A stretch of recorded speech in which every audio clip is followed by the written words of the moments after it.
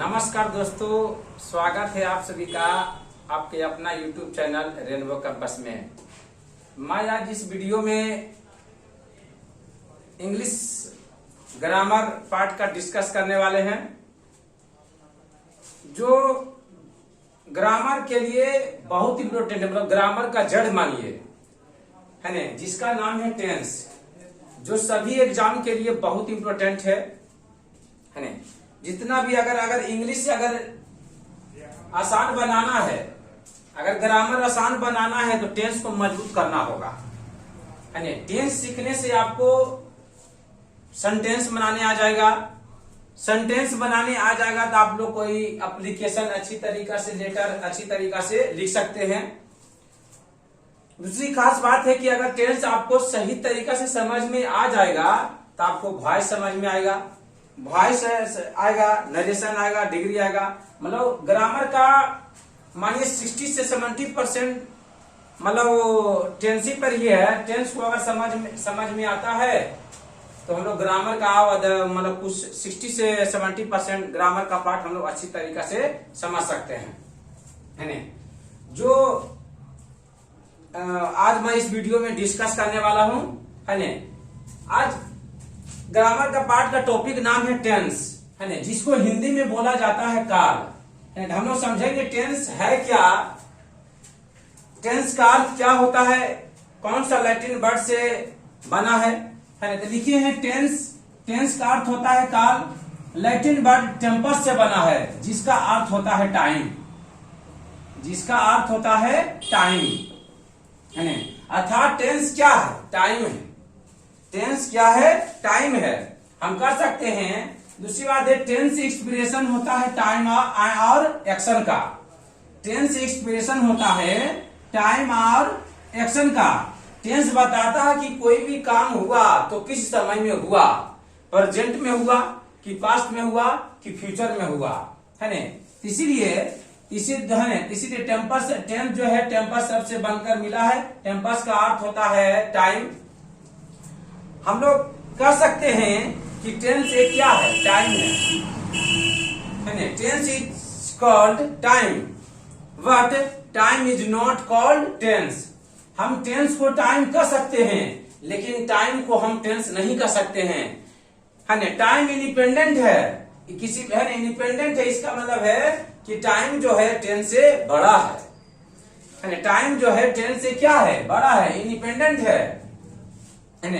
इसलिए हम कह सकते हैं tense is called time but time is not called tense, है ना। तो टेंस एक्सप्रेशन होता है टाइम और एक्शन का। टाइम और एक्शन का हम कह मतलब टेंस बताता कि कोई भी काम हुआ तो किस समय में हुआ, है ना, प्रेजेंट में हुआ कि पास्ट में हुआ कि फ्यूचर में हुआ, है ना। तो हम लोग सिंपल भाषा में याद रखेंगे, टेंस एक्सप्रेशन होता है टाइम और एक्शन का। एक्शन का मतलब होता है कोई भी काम होना एक्शन कहलाता है ना। कोई एकदम सिंपल भाषा में ही याद रखेंगे, कोई भी काम होना क्या कहलाता है, एक्शन अर्थात क्रिया कहलाता है ना। उसी प्रकार हम लोग यहाँ डिफिनेशन लिखे हैं टेंस का, है ना, कि it is a word which show the time of an action. इसका अर्थ हुआ कि यह एक शब्द है ना, जो किसी घटना की समय को दिखाती है ना। It is a word which show the time of an action. यह एक शब्द है जो किसी घटना की समय को दिखाती है ना। मतलब कब कोई भी घटना हुआ कह सकते हैं ना, काल से किसी का समय तथा घटना का बोध होता है।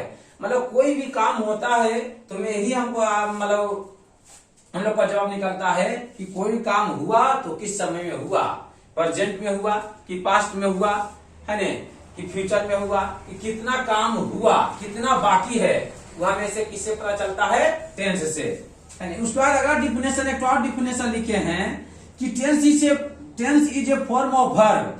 टेंस जो है क्रिया का एक रूप है जो डेट शो, जो दिखाता है the time and state of an action, है ना। कह सकते हैं टेंस जो है क्रिया का ग्रुप है। तो हम लोग टेंस में जो पढ़ेंगे वर्ब, जो क्रिया पढ़ेंगे हम लोग 5 तरह से पढ़ेंगे, है ना। वर्ब पढ़ेंगे V1, V2, V3, V4 और V5। अगर टेंस पढ़ेंगे तो हम लोग वर्ब को इतना यूज करेंगे। आगे हम लोग पढ़ेंगे how many kinds of tense. है ना। टेंस कितने प्रकार के होते हैं, यहाँ लिखे हैं there are 3 kinds of tense. Tense 3 प्रकार के होते हैं। पहला को बोला जाता है प्रेजेंट टेंस, उसको हिंदी में बोलेंगे वर्तमान काल। दूसरा को बोला जाता है पास्ट टेंस, इसको हिंदी में बोला जाता है भूतकाल, है ना। अब फ्यूचर टेंस, तीसरा है फ्यूचर टेंस, जिसको बोला जाता है भविष्यत काल, है ना। अब हम तीनों को डिफाइन करेंगे, प्रेजेंट टेंस क्या है, पास्ट टेंस क्या है, फ्यूचर टेंस क्या है।